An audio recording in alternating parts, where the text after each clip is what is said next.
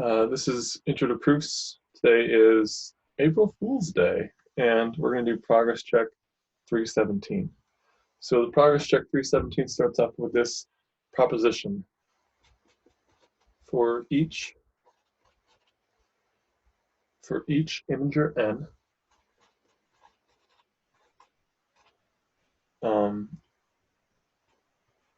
if n is equivalent to mod 4,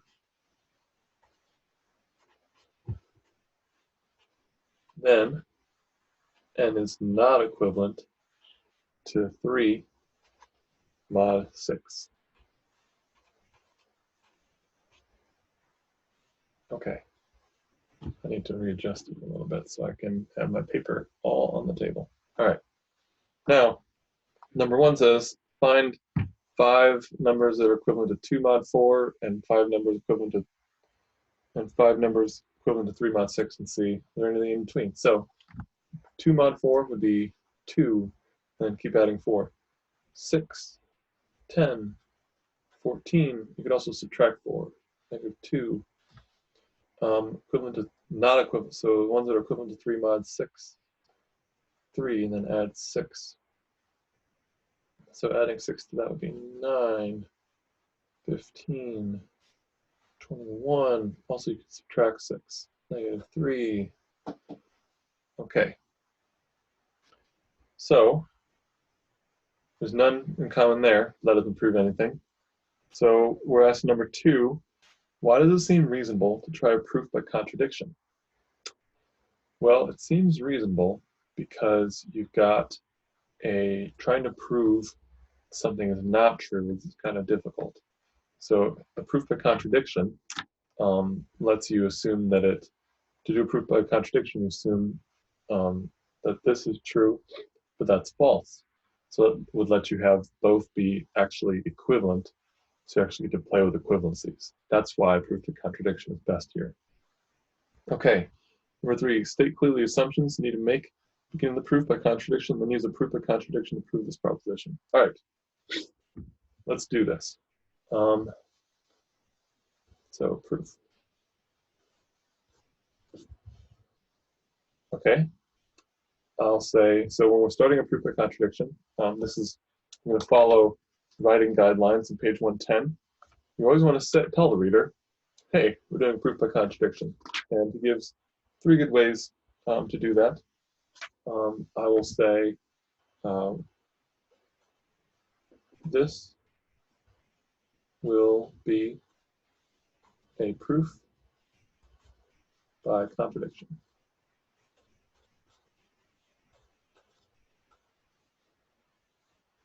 Okay, then I've let the reader know what I'm doing. So once I say that, I assume this thing is not true. Assume my original statement's not true. And for it to be not true, that means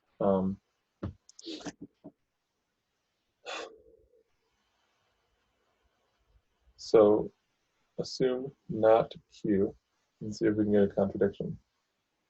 Assume there exists an n that's equivalent to 2 mod 4 and equivalent to 3 mod 6. So we're negating it. Assume there exists. And then again, in the writing guidelines, when you're actually writing out your proof, not during a no-show table, nice to use English here instead of the symbol. Assume there exists an integer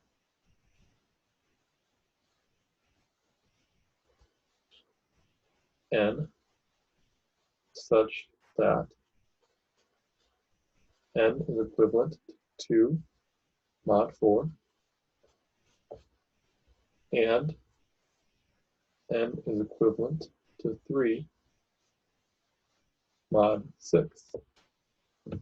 If such a thing existed, it would be a counterexample for the statement. So if the statement were false, this would be a counterexample. But since the statement's true, this sort of thing doesn't exist. And to show it doesn't exist, we need to show why this is ridiculous. Now, whenever you have equivalencies, so like modular arithmetic here, you want to use the definition to get down to regular integer stuff. So for there and there, that means then there exists I need two integers, one for the equivalent to 2 and one for the equivalent to 3. There exist integers A and B sound good. A and B such that n,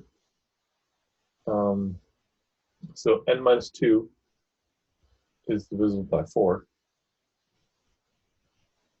So n minus 2 equals 4a, and n minus 3 equals 6b. Okay, and notice I did kind of like an equation line there. I broke the paragraph, but I have a little and in there. All right,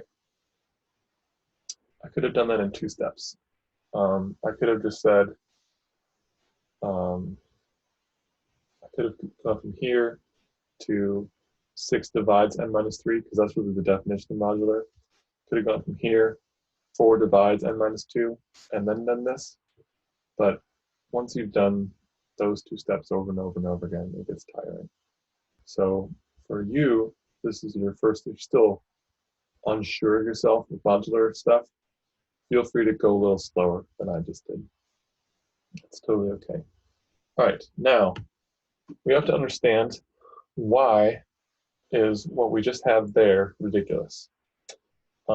Just looking at it, I don't know why that would be ridiculous. Maybe I could solve for n for both of them and set them equal to each other. Okay.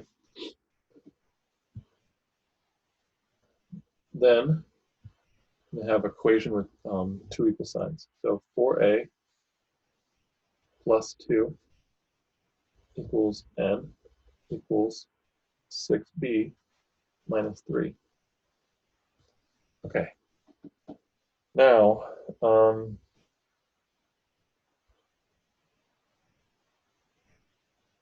let's see. 4a plus 2 equals 6b minus 3. No, plus 3. Plus 3. So add a 3 to both sides. Plus 3. Right? Do your algebra right. All right. Now, where is the absurdity? It's got to be something to do with integer algebra. So maybe we can, if this were true, then we have to have that a and b is actually a fraction that's not an integer, perhaps. That could be our absurdity. So then, how about even and odd? So let's subtract the 2 to the other side. So just do the implications. 4a equals, so subtracting 2, 6b plus 1. Now this might look a little bit familiar. So I can show this is an even number, and that's an odd number. So a number is both even and odd. That's ridiculous. Okay. So it implies 2 times 2a equals 2 times 3b plus 1.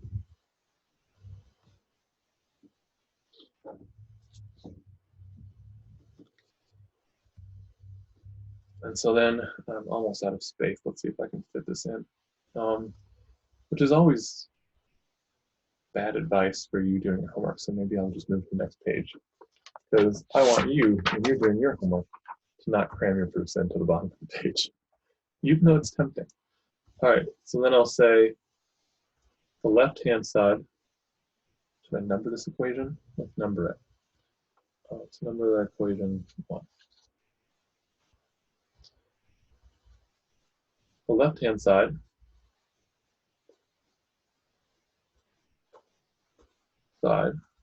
of equation 1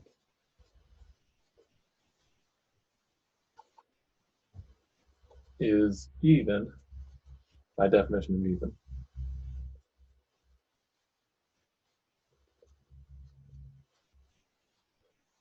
The right-hand side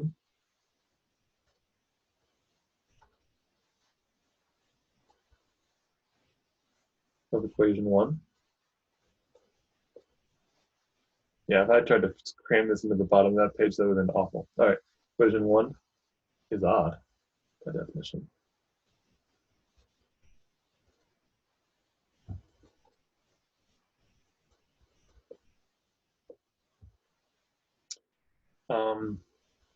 Thus, we've shown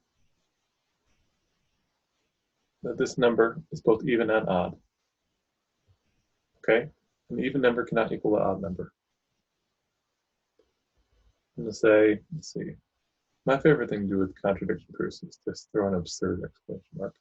You don't have to do this. It just makes me chuckle every time I do it. Absurd.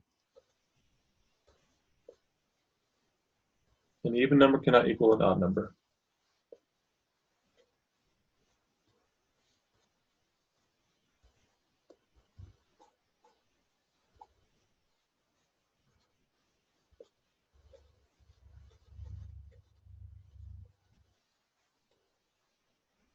Proofs by contradiction, there's a Latin name for them too. Reductio ad absurdum, which translates roughly to reduce to absurdity. So the fact that I'm using absurd is actually not just like, I'm being silly, but there's also kind of a long history of calling these proofs reductio ad absurdum. So an even number cannot equal an odd number. Thus, so then once you get the contradiction, you are doing a proof by contradiction. So you get to assume, you get to say that the original statement is true. Thus, for each integer